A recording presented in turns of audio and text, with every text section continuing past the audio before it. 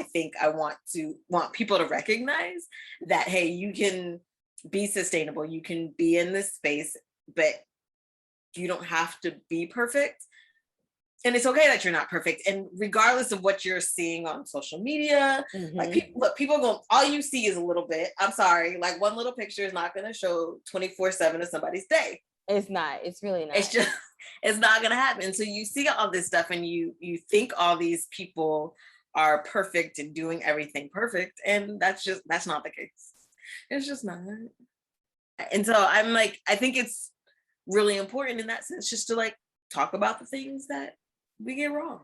Yeah. That we're not doing right and that we can't, that we don't necessarily have the capacity to do right.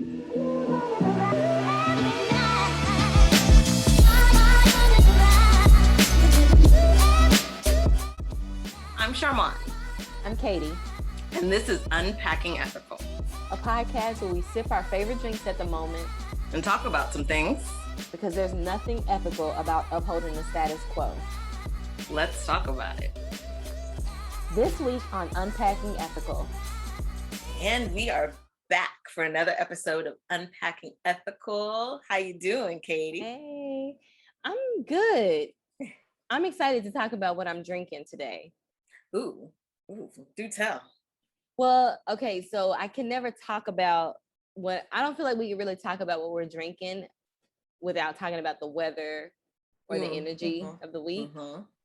And it's been weird weather lately. Like it's been like you look outside and you think, oh, it's not that hot. And it's like the temperature that says 78 degrees, but you go outside and you feel like you're in a sauna. Yeah.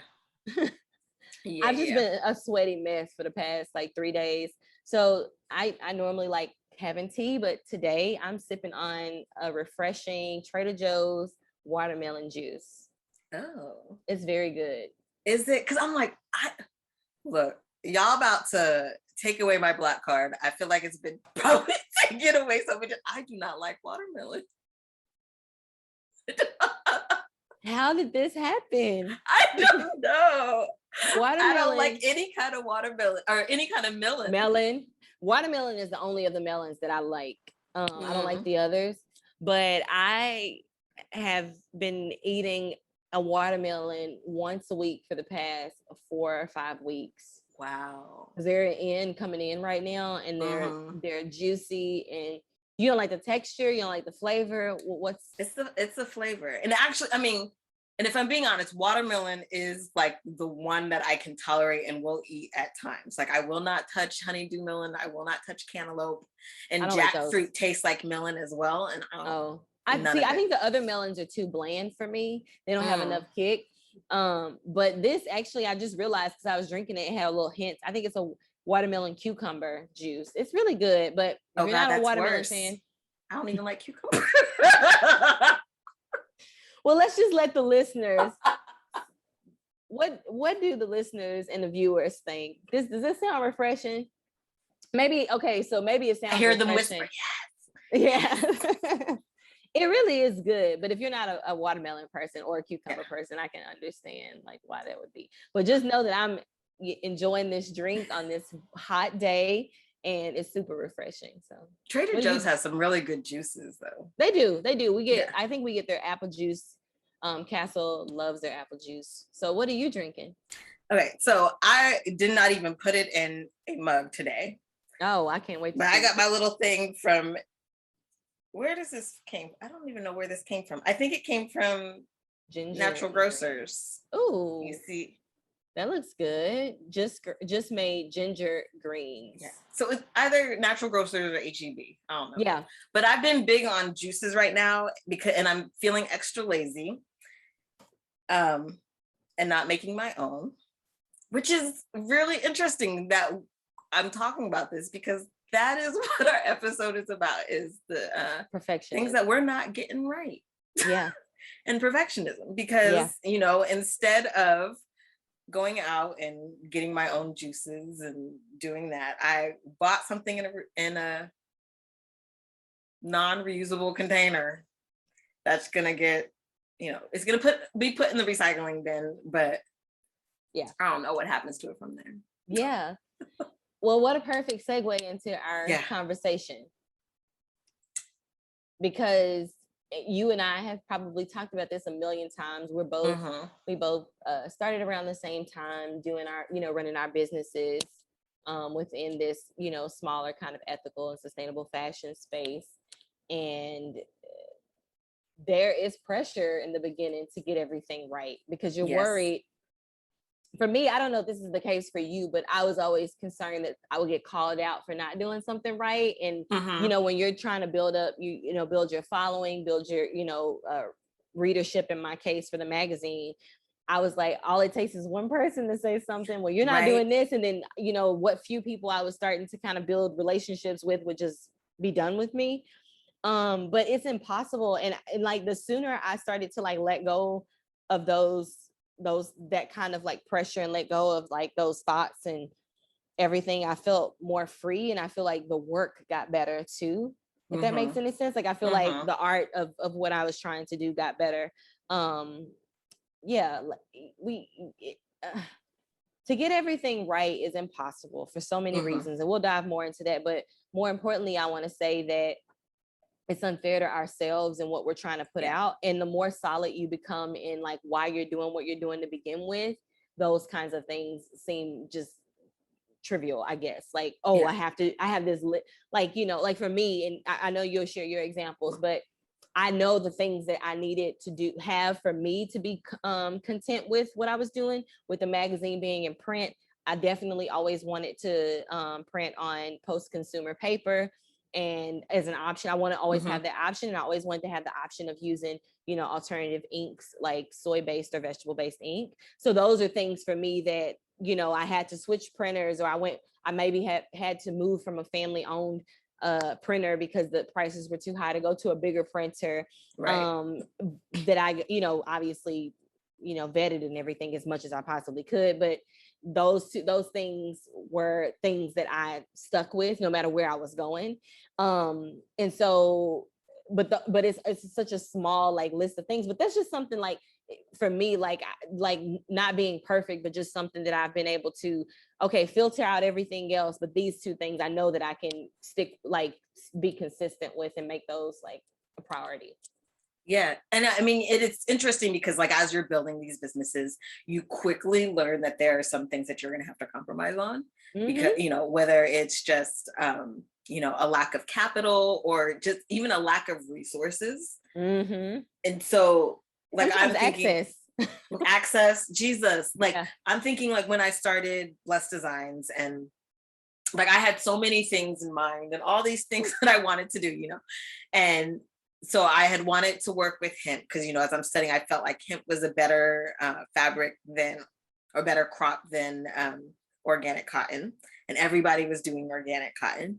And so I'm like, I wanted to do something a little different. So I wanted to do hemp, but let's be honest, hemp is a little rough. They haven't quite gotten it there yet where it's quite as soft. And so I love hemp though. It's so great. So then it was just like trying to find, okay, what kind of blend can I have that'll make it softer.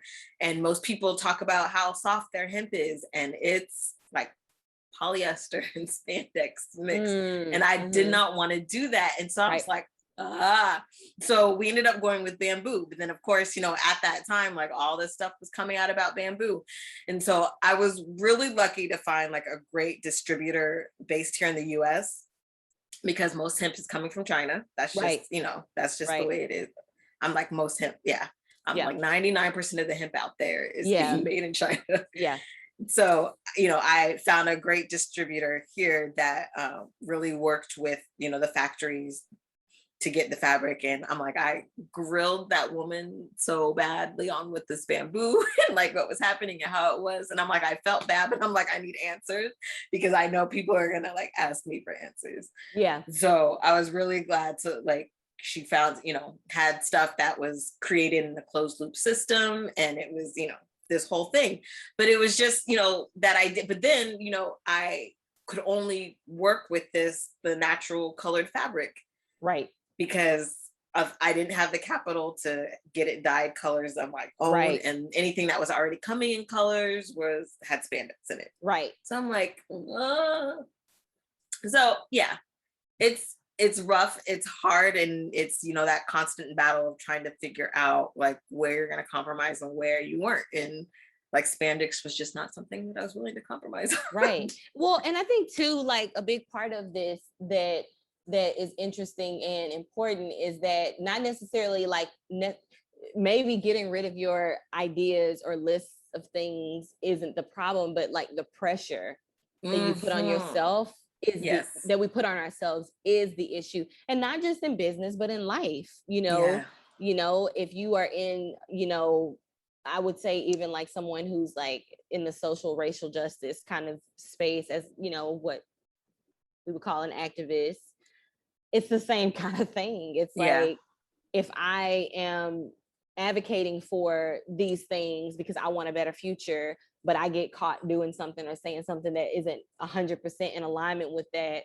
it's like critical, like people just will throw you away. And not only that, but like I just feel like we just carry so much pressure to just be right, to do it, and not just to be right, but to do it at a certain time, by a certain time. And sometimes it's just waiting for those opportunities, or just waiting, like not necessarily throwing it all away, but just waiting and giving ourselves some grace until we can get to those places. But I think a lot about that with activists, particularly because I've seen so many people be dismissed or canceled because, and I'm not saying that I would like, I'm in support of it, but like they, say a wrong thing or do a wrong thing. And it's just like all of their work then, or what they've been doing is just completely like invalid now.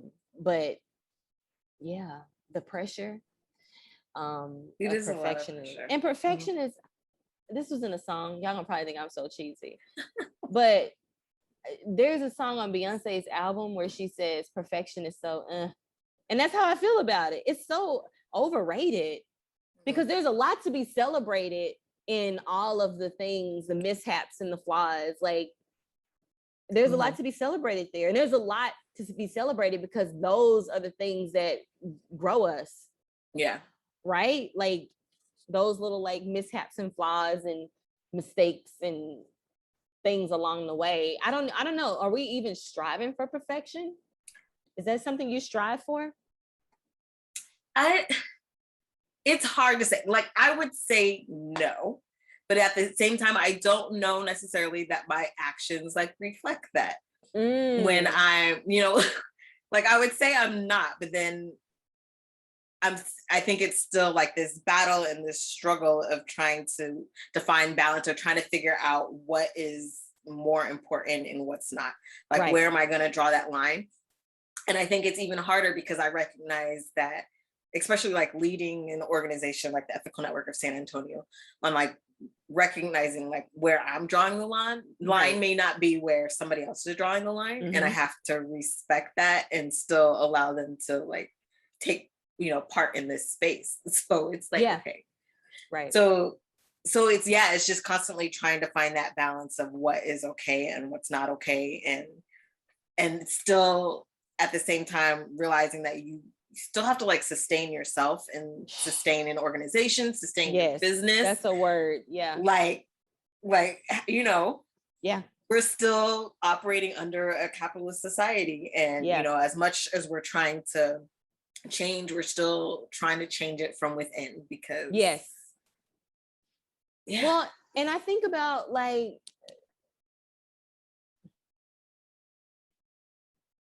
sorry, I just lost my thought. It was a good one too. No. Oh, I think about, well, I was going to say, let's talk about how, because you and I both are very critical of businesses and how they operate, but only because I don't feel like it's coming from a place of like, we think of sustainability and ethical industries as this perfect, nothing, like, I don't think we think of that. It's about, for me, it's always about doing what we can to create better and create, and by also like doing less harm, I guess. Yes. It's always the goal. It's like weighing those, like, am I doing things that, are pouring into a community? Am I doing things that are giving? Or am I taking away? Am I causing harm? I think if you look at things in your personal life, in business, in wherever area in your life, if you kind of always just think of those things, like, am I doing good or am I causing harm? And what is doing good? Like, but I think the point that I want to make too is because you and I are critical of businesses and how they operate, and not necessarily publicly, but just amongst ourselves, we critique a lot. But I think people also think that criticism means that we want you to be perfect, and that again isn't the goal. It's like, are you causing more harm? Are your decisions? And I think too, it's just this journey, right? Like, if you're not trying to be better, then what are you doing? Like, what's the point? Always are you trying to be better, just satisfied with where you're at and that's how you're going to leave it, or are we not working towards better? And I realize that there's like a timetable, and it's not going to happen overnight. But well, do you want me to share something with you, a little short story real quick? Do So I am supposed to be working with a brand. Actually, she and I talked the other day, so y'all will hear more about this later. But she and I did a Q&A, like a really good conversation on decolonizing design, which is a very good conversation. And we dove into like the artisan practices from the region where they work with, like all of it, like, and what it means to decolonize. Because I never hear anybody talk about decolonizing design and what that means. So it's a very interesting Q&A. Well, when she sent me images, a lot of the images were just mostly white women. And even if they weren't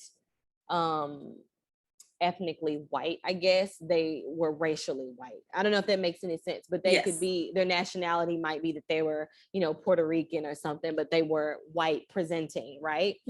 So that was the bulk of like the models, and they're wearing indigenous designs.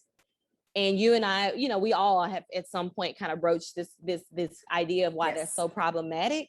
And so I emailed her and I shared my thoughts, and I said, I don't want to present these images because I'm trying to, as a type of media, a magazine or a digital, a website or a digital platform, I have to kind of like, I have this responsibility to not continue to show those images to perpetuate the harms that is, this is who we're marketing to because we think you're better, you have more money, all of those things, you're worth. So we're going to show you, like just all of the things that's wrong with like how we see beauty and fashion and who gets to be marketed, right? Who gets to be seen and heard from. And not only that, like you have mostly like brown communities producing these fabrics and these pieces, and they're based in like very like historic traditional practices. Like they're not new techniques or anything. So it just feels weird that like the people who are making the clothes aren't even the ones who are wearing them. And not only are they not wearing them, probably because one, they can't afford them, but because of the cost, then we got to talk about like the costs get high, but also they aren't the ones that the world wants to see wearing them, because then people wouldn't want to buy it. So when we continue to show those kinds of images, we are only carrying that narrative forward. We're not challenging it. So I didn't say all this in the email, of course. It was a shorter version of that. But I shared my concerns with her about it and why it was such an issue. And she responded almost immediately and was like, you know what, you're right. And this was something that I've been struggling with. I've been struggling because like, this is who we've had access to. There's an issue there too. Like sometimes it's like, you can't get to the other people because there's so many people who are taking up space, And I don't think that was the only issue. It's just like, that's who they ended up working with. And I talked to her about like, they like, she was like, well, some of them are women of color. And we had a discussion about that because I don't know what that always means to some people. And I'm like, they could be a woman of color, a person of color. Their nationality could be a lot of different things. But when someone clicks on this picture, what do they see? Based on the constructs that exist within the society, what are people seeing? And what message does that carry? So she was very receptive, but I didn't write her off completely. I didn't say, oh, I don't want to work with you because of these images. One, I thought dialogue is it's always necessary until you can't do it anymore. Like there's always room to discuss, you know, these things. And I wasn't coming at her from this place, well, this needs to be perfect. But that was something that I'm not willing to accept because it's harmful. Mm-hmm. It's harmful in the ways that we work within sustainable, not that, and let me be clear, not that I think she's like intentionally causing harm, but the act of, for me and my kind of like the space that I'm trying to create, it would be harmful for people to see more white people wearing indigenous prints and styles, right? So perfectionism, not the goal at all, but let's do less harm to people. And if we're trying to challenge, what do we say? There's nothing ethical about upholding the status quo. Yes. We've got to literally challenge that every chance we get, because, and it's not because of us, it's because we want the future. We want these kinds of practices and ideas can't exist there because we want something better. Right. Yeah. Agreed. And I think too, though, like, I love this journey towards just being better and not this idea of like, you know, it's something we have on our website for Ethical Network. Perfection is not a destination, it's a journey. And so it's just this idea of like constantly growing and constantly getting better. But at the same time, I think I want people to recognize that, hey, you can be sustainable, you can be in this space, but you don't have to be perfect. And it's okay that you're not perfect. And regardless of what you're seeing on social media, like people go, all you see is a little bit. I'm sorry, like one little picture is not going to show 24/7 of somebody's day. It's not. It's really not. It's just, it's not going to happen. So you see all this stuff and you think all these people are perfect and doing everything perfect. And that's not the case. It's just not. And so I'm like, I think it's really important in that sense, just to like talk about the things that we get wrong. Yeah. That we're not doing right and that we can't, you know, that we don't necessarily have the capacity to do right. Well, and I remember when I first started at the time, Ethical Style Journal, now we just go by ESJ, you know, the very first issue, the first few issues, I didn't have access to just original, like I wasn't necessarily taking photos and I wasn't in a position to pay photographers to get the photos. And a lot of the brands that I was working with weren't in town. They were in LA or New York. So a lot of times I had to use the images that they had already had, you know, with their models. And it was very I know you remember, I didn't like it, you know, because I definitely didn't want to just have, and I'm gonna just be candid, I didn't want to have a magazine full of more white people. Particularly thin white people. Because that is a very, that image alone has done decades of harm to people. Sorry. It's okay. I was like, whoa. I'm glad it didn't fall. We're good. We got to laugh a little bit, right? Yes. We've had some moments, but yeah, like it's that imagery. I don't think people realize how harmful that is. And then, you know, you've heard people say, even in sustainable fashion, people only want to buy something if it's on a tall, thin, young white model. Yes. But if we want to change that, don't give them more of what they're used to. Yes. I think that sometimes it's like, it's a two-way street almost. Like we feed off of the energy of people, but we have to get into a position, if we find ourselves as business owners or just somebody who feels like they have the courage to say the things that need to be said or do the things that need to be done. You don't have to be have a certain title or education level to do that. But it's sometimes like bringing people to your level, make them realize, I really like this skirt. It's not on, like, it's marketing to do it that way, but it's still like, don't keep giving the beast what it wants. Like, it's just never going to change if you don't. But I don't know. But I wanted to ask you, how do you define like perfectionism? I guess it's this idea of getting everything right. It's very stressful, right? Yeah. It's a stressful concept. Yeah. And I think that's like why I want to talk about, like, even in my personal life, like I'm thinking, like, one thing, I don't buy all organic produce. Oh yeah. Like I mean, I try to buy, you know, I in order to support, but I cannot, like, one thing I will always get is apples because they make me sick. And that, you know, I guess they're like one of the dirty fruits or whatever. But like conventional apples the do conventional absolutely apples make you sick. Oh, okay. Yeah. Because of the pesticides. So I will always get organic, organic. But even then, I'm buying them in a bag that it's single-use plastic. So like that stuff, like that's the stuff people don't talk about. Yeah. Yeah. So I mean, you know, it is what it is. I have a 6-year-old now. He's now 6. And I had to buy him a swimsuit, you know, or some proper swimwear. I had gone to a thrift store and I didn't find anything in his size because I don't mind. Like now I've bought him like at least 2 pair of swim trunks. I wasn't a big fan of it at first because I don't like, that's such an intimate kind of thing. But I found some that looked barely used at all, and I just brought him straight home, washed them. He was fine. You know, I always wash everything when I bring it home anyway.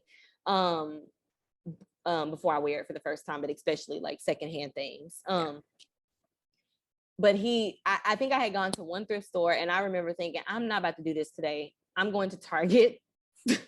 I'm going to go to Target today. He needs swimwear. I don't want to run all over town, seeing if I can find something, maybe find like the quality wasn't good or maybe it wasn't his size or even if I didn't like the style. So, excuse me. I went to Target and I bought him a swim top and bottom. And I did feel a little bit, like you can always get that. You always get that feeling because, you know, but I remember thinking like, hey, I don't have to do everything right. Also, I can't solve every fucking problem there is to solve. That is all that can't all be on me all the time. Right. Like I know that I'm someone who navigates and moves through life being as compassionate as I possibly can and thinking of those things. And I was like in that store just feeling so guilty, going down the path of beating myself up over something that is just like, this is just where we are. And so here is how I handled that. I said, first I looked at what the makeup of the fabric was. And I think most companies are using recycled polyester, recycled plastic, because it's probably more affordable for them. I'm not sure why, but it was definitely like 90-something% recycled. What is the proper term that they call? Anyway, it's recycled polyester. And I got it like, I know at this point in his life, and even now, I kind of have an idea of his growth, kind of how he grows, if that makes any sense.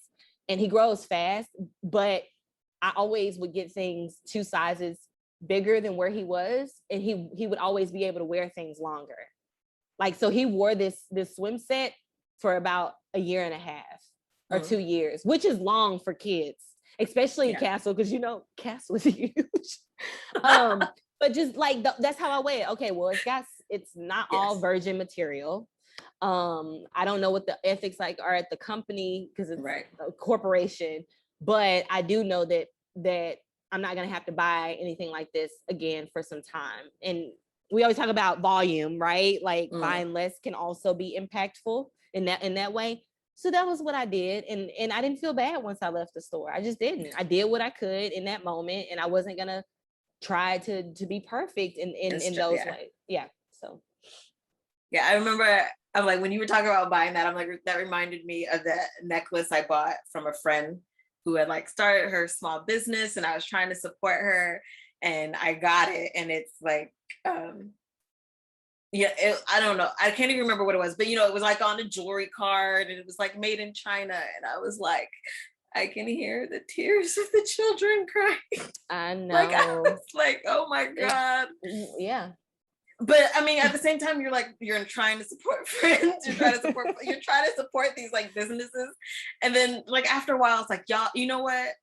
I'm gonna like like social media posts. I will comment on stuff, but I cannot buy like everything y'all selling and doing. Right. I can't. Right. Well, one thing I found to like, just so you know, like one thing, I didn't want to forget this. Sorry, I cut you off. No. One thing that's helped me is like just like having conversations with people. Mm-hmm. Like, I know you've done it. I know you are the queen of sending emails to people. I used to love hearing your stories about emails.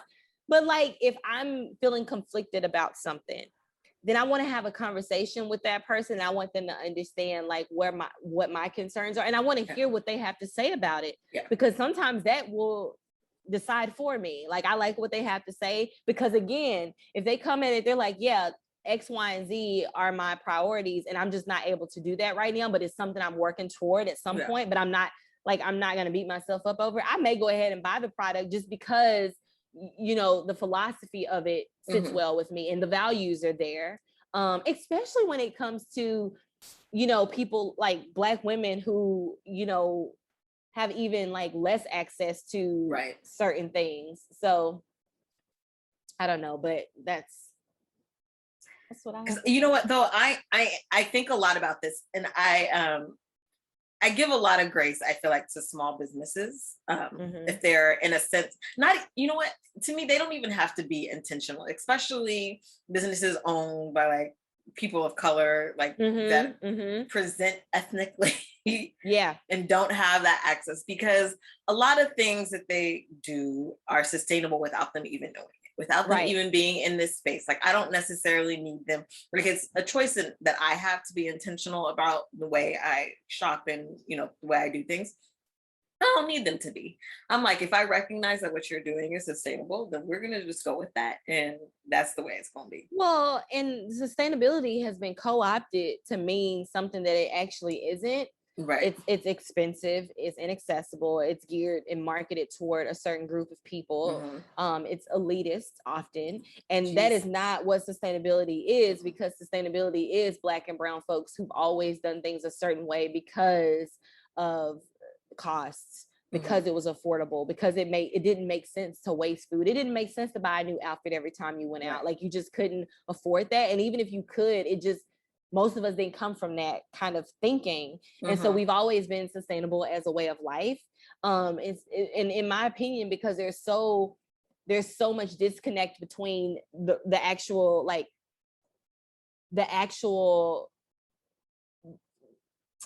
root of what sustainability is and the reasons why we need it.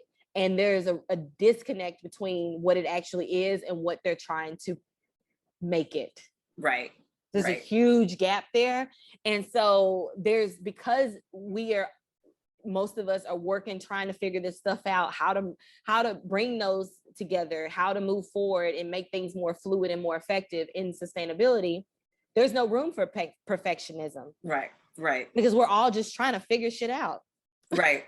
Nope. Yep.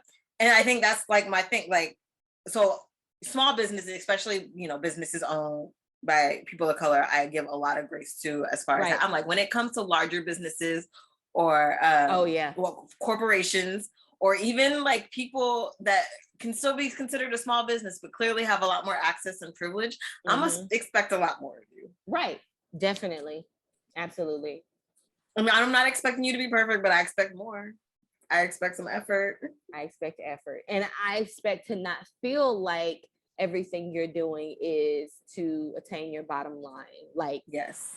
And when it feels that way, that's also for me. At this point, you can kind of sense when that's really at the core of it.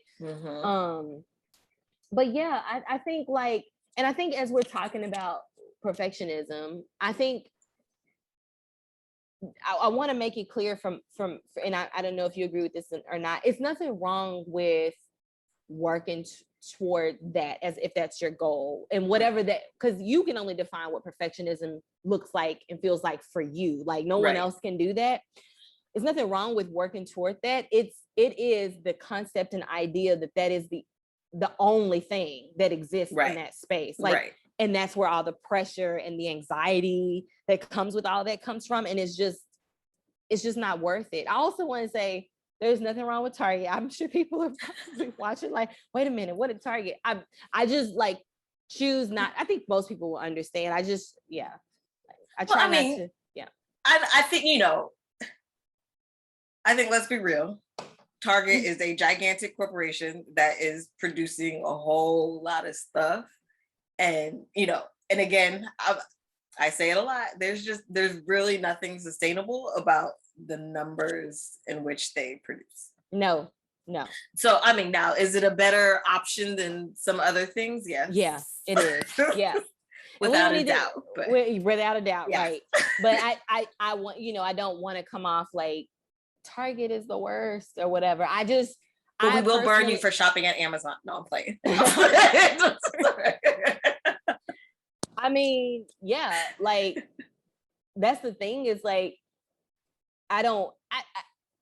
I feel like I don't shop a lot. And when I do, I try to take a moment to really think about where I'm going to spend it. Yeah.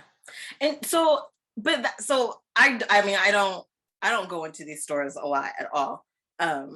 Like I do HEB because that's, where I go, but I am very much about trying to support Honey Pot.